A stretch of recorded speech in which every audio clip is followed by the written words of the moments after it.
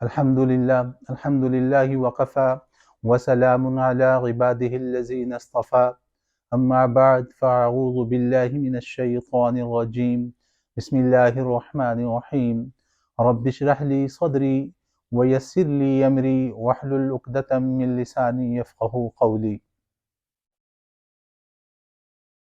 آج کا موضوع ہارٹ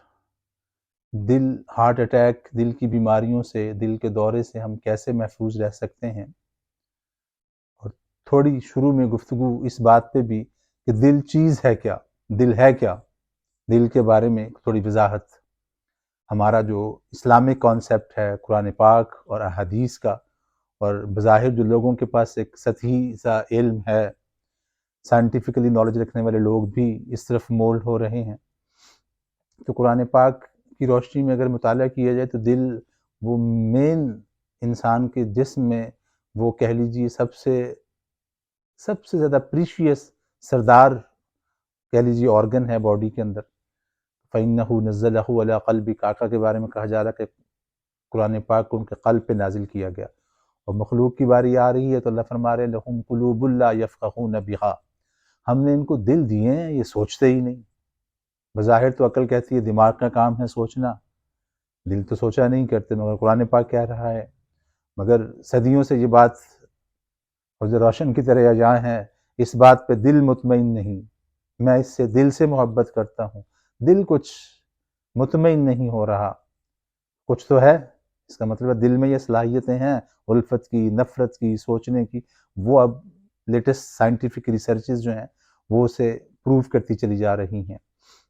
خیر، نبی کریم صلی اللہ علیہ وآلہ وسلم کی بڑی معروف حدیث جو بخاری اور مسلم میں موجود ہے، قال قال رسول اللہ صلی اللہ علیہ وسلم الا ان فی الجسد مضغہ وإذا صلحت صلح الجسد كله وإذا فسدت فسد الجسد كله الا وهي القلب، تمہارے جسم میں ایک ایسا لوتھڑا ہے، اگر وہ ٹھیک ہے تو پورا جسم ٹھیک رہے گا، اور اگر وہ خراب ہے، وہ بیمار ہے، تو پورا جسم خراب ہو جائے گا، پورا جسم بیمار ہو جائے گا۔ تو فرمایا الا وہی القلب، خبردار سن لو، تحقیق وہ تمہارا دل ہے۔ اسی لیے جو نیچرل میڈیسن کے پرانے لوگ تھے، بڑی مطلب کہہ لیجئے طبی علمی شخصیات جو ہیں، وہ بیماریوں کے بارے میں کہتے ہیں بیماریاں پہلے دل میں، روح میں آتی ہیں، دل میں آتی ہیں پھر جسم میں جاتی ہیں۔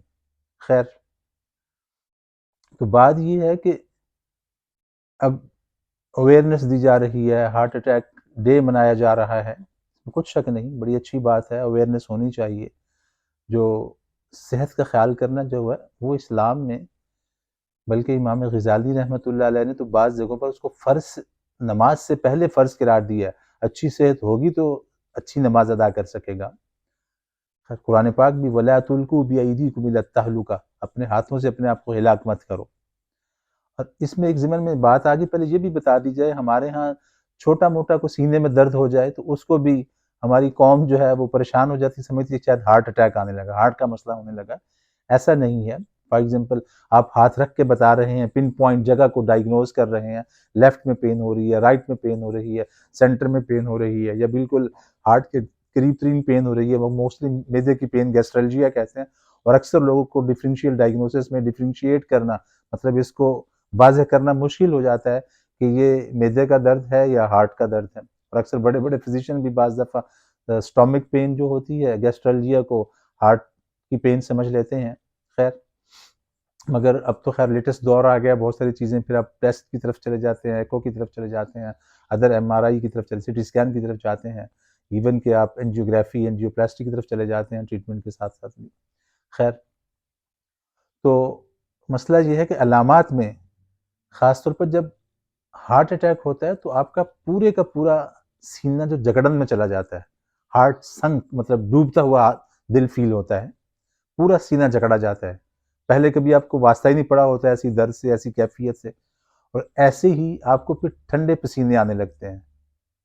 اچھے فزیشین جب ہم دیکھتے ہیں پیشنٹ آتا ہے آپ کے پاس، تو اس کو دیکھ کے اگر آپ کا ایکسپیرینس پتہ چل جاتا ہے، اس کی پیشانی پہ پسینہ ہوگا، ٹھنڈے پسینے ہوں گے، رنگ اترا ہوا، چہرہ اترا ہوا ہوگا، کندھوں پہ، چیسٹ میں، سینے میں اس کو سینے میں پسینے آ رہے ہوں گے، موسٹلی ٹھنڈے پسینے ہوتے ہیں، اور ساتھ ہی ساتھ اس کو جو ہے وامٹ کی کیفیت بھی ہو سکتی ہے.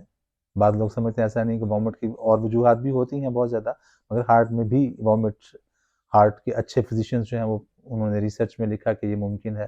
اور ایسے ہی مردوں میں پین ہارٹ میں ہوتی ہے، خاص طور پہ انجائنا وغیرہ میں تو وہ آپ کے لیفٹ بازو میں جاتی ہے، مگر خواتین میں وہ دونوں کندھوں میں جا سکتی ہے، مردوں میں موسٹلی ایک کندھے میں ہوتی ہے. تو یہ کیفیات ہیں. ایسے ہی اس کا دل ڈوبتا ہوا اسے فیل ہوتا ہے، اور سانس لینے میں دشواری ہوتی ہے، اس کو سانس آسانی سے وہ نہیں لے پاتا. یہ بھی ہارٹ اٹیک کی ایک مین علامت ہے. تو اب جب وہ ان علامتوں کو دیکھے تو پھر اس کو فوراً جو ہے فرسٹ ایڈ کے لیے اور قریب ترین ہاسپٹل کی طرف رخ کرنا چاہیے، تاکہ اس کے فرسٹ جو مین اہم اس کا فرسٹ گھنٹہ ہوتا ہے اٹیک والا، اس میں اس کو اگر اچھی ٹریٹمنٹ پرووائڈ کر دی جائے تو وہ محفوظ ہو جاتا ہے ہارٹ اٹیک سے. خیر، اب یہ تو ایک مین علامتیں ہوگی. ہو کیوں رہا ہوتا ہے؟ ہمارا جو لائف سٹائل ہے وہ ہمیں ہارٹ اٹیک کی طرف لے کے جا رہا ہوتا ہے. مثال کے طور پر چکنائیوں کا بہت زیادہ استعمال، بہت لمبا سونا، رات کو نہ سونا، ایسے ہی ان ایکٹیو لائف سٹائل کہ آپ واک پہ نکلتے ہی نہیں، چرنا پینا اپنے بند کر دیا، کھایا پیا کمپیوٹر پہ، جاب پہ، گاڑی اے سی، گھر اے سی، مسجد اے سی، ان ایکٹیو لائف سٹائل ہو گیا. ایسے ہی اسموکنگ، سگریٹ کا بہت زیادہ پینا، بلڈ پریشر کو کنٹرول نہ کرنا، موٹاپا، جسم آپ کا مطلب موٹا ہو رہا ہے، وزن بڑھ رہا ہے تو اس پہ توجہ نہ دینا، چہل قدمی، صبح کی واک اور ورزش، اور ہارڈ ورزش جم والی نہ بھی ہو، صبح کا چلنا 5 7 10 منٹ سے سٹارٹ کریں، اس کو بڑھائیں تو 35 40 منٹ کو جب آپ کراس کرنے لگتے ہیں تو آپ کے اندر جتنی کولیسٹرولز، چربیلے مادے جسم میں آ رہے ہوتے ہیں خون میں، وہ نکلنا شروع ہو جاتے ہیں، اور آپ کا جسم جو ہے، آپ کی خون کی نالیاں جو ہیں، آپ کی آرٹریز اور وینز جو ہیں، ان میں الاسٹیسٹی نیچرل آ جاتی ہے. ان کے اندر جو ہارڈنیس اور بلاکیج ہونے کے چانسز ہوتے ہیں، ان کا انٹرنل لیومن، اندر سے ہول سوراخ جو ہوتا ہے وینز کے، آرٹریز کے، اگر وہ تنگ ہو رہے ہیں وہ کھلنا شروع ہو جاتے ہیں. تو ہمیں لائف سٹائل میں ایسے ہی کھانے کے اندر جو کا دلیا شہد کے ساتھ، کبھی کھجوروں کے ساتھ بنا کے اس کا استعمال رکھا جائے. ایسے ہی سیب کا جوس جو ہے اس کا استعمال رکھا جائے، اس میں کبھی کبھی جو ہے تھوڑا سا لیمو ڈال دیا جائے. بعض لوگوں کو لیمو الرجی کرتا ہے، وہ اوائڈ کریں، ادروائز وہ ڈال سکتے ہیں. ایسے ہی شہد کا استعمال جو ہے وہ بہت مفید ہے. تو نیچرل غذاؤں کی طرف رہیں. تمام قسم کے جو ڈالڈا گھی ہیں، مایونیز، چکن چیز رولز جو ہیں، جن فیملیز کے اندر ہارٹ کے ایشو ہیں، وہ اس سے بچیں. اور ساتھ ہی ساتھ سٹریس، پریشانی، خوف، فیئر، یہ بھی ایک بہت بڑی کاز ہے ہارٹ اٹیک کی طرف بندے کو مزید کمپلیکیشن میں لے کے جانے کی. تو اس میں سمجھنا چاہیے، قرآن پاک بڑی خوبصورت بات کر رہا ہے. کیا بہت اچھا انداز دے رہا ہے کہ الا بذکر اللہ تطمئن القلوب، خبردار تمہارے دلوں کا سکون صرف اللہ کی یاد میں ہے. ہارورڈ یونیورسٹی کی مطلب سپرویژن میں ہونے والی ریسرچ سے یہ بات پروف ہے کہ جن لوگوں کو ہارٹ کے ایشو ہو رہے ہوتے ہیں، سٹریس اور انزائٹی میں ہوتے ہیں، ڈپریشن میں ہوتے ہیں، وہ تلاوت قرآن کی طرف جاتے ہیں تو ان کو افاقہ ہونے لگتا ہے.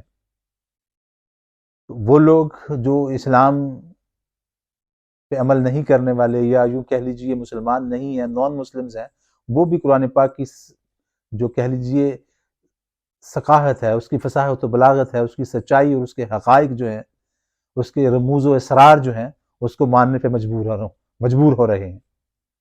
مگر ایک ہے مسلمان کہ وہ اتنا کمزور ہے، وہ توجہ ہی نہیں دیتا، بس وہ نام کا مسلمان ہے. تو ایسا نہیں ہونا چاہیے. ہم بینگ اے مسلم، قرآن پاک ہمارے لیے سب سے بڑی مشعل راہ کتاب ہے. اس سے فائدہ اٹھائیں، اس کو پڑھیں، اور زندگی جو ہے وہ قدرت کے، نیچر کے قریب ترین گزاریں، تو آپ اس بڑی ساری بیماری سے محفوظ رہیں گے. انشاءاللہ ہم آگے چل کے اس کو بھی ڈسکس کریں گے. ہارٹ کی مختلف بیماریاں ہیں. طب نبوی سے صلی اللہ علیہ وآلہ وسلم، حضرت سعد بن ابی وقاص کو ہارٹ اٹیک ہوا، علاج ریفر فرمایا، آقا نے ٹھیک ہو گئے، جنگیں لڑی بعد میں. ان چیزوں پہ ہم ڈسکس کریں گے انشاءاللہ. انجائنا پیکٹورس ہے. ایسے ہی اس کے بعد اسکیمک ہارٹ ڈیزیز میں بائی پاس ہو رہا ہوتا ہے. ایسی چیزیں ہیں جن کا علاج، جن کی طرف ہم خود جاتے ہیں جب ہم صحیح چیزوں کی طرف نہیں جاتے. قدرت کی صحیح جو نعمتیں اللہ نے عطا کر دی ہیں ان سے فائدہ نہیں اٹھاتے. تو دعا ہے اللہ میں ان چیزوں کو بھی استعمال کرنے کی اور حقیقت اور نیچرل چیزوں کو سمجھنے کی توفیق عطا فرمائے. وآخر دعوانا ان الحمد للہ رب العالمین.